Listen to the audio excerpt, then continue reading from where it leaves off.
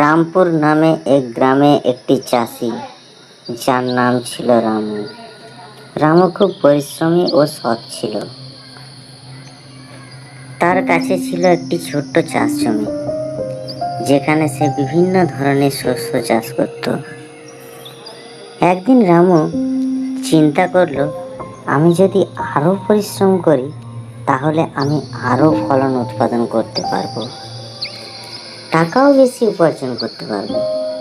রামু সকাল সকাল মাঠে চলে যেত ও চাষের কাজ করত। একদিন রামু তার জমিতে শস্য বীজ রোপণ করলো। শস্য চারা খুব ভালো হলো। তার পাশেই মদন নামে এক চাষি চাষ করত। সে ছিল খুব স্বার্থপর ও হিংসুটে। রামুর শস্যের চারাগুলি দেখে তার খুব হিংসা হতে লাগলো।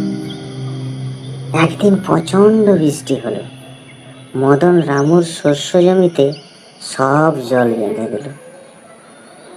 রামু সমস্ত বীজ নষ্ট হয়ে গেল। রামু এতেও হার মানেনি। রামু গ্রামের এক বৃদ্ধ চাষির সাথে কথা বলল। বৃদ্ধ চাষি তাকে বললেন,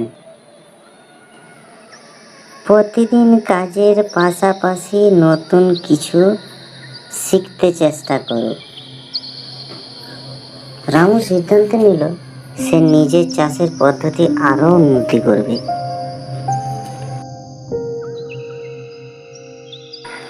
রামু বই পড়তে শুরু করলো ও কৃষি বিষয়ক কিছু সেমিনারে অংশগ্রহণ করতে লাগলো। সে জানতে পারলো কিভাবে সঠিক সার এবং পদ্ধতিতে ব্যবহার করে ফসলের উৎপাদন বাড়ানো যায়। নতুন পদ্ধতি প্রয়োগ করে সে ধীরে ধীরে ফল পেতে থাকে। এদিকে কমল রামুর বুদ্ধি ও শ্রমের কাছে হেরে যায়। সেও হিংসা না করে রামুর কাছে পরামর্শ নিতে থাকে। বছরের শেষে রামু তার ফসলের ফলন দেখে হতভম্ব হয়ে গেল। আগে যে পরিমাণে ধান সে পেত, এবার তার দ্বিগুণ ফলন হয়েছে। সে আনন্দের সহিত বাজারে গিয়ে ফসল বিক্রয় করলো ও অনেক টাকা উপার্জন করলো। সারাদিন পরিশ্রমের ফলে রামুর জীবন বদলে গেল। সে জমি বাড়ানোর চিন্তা শুরু করলো।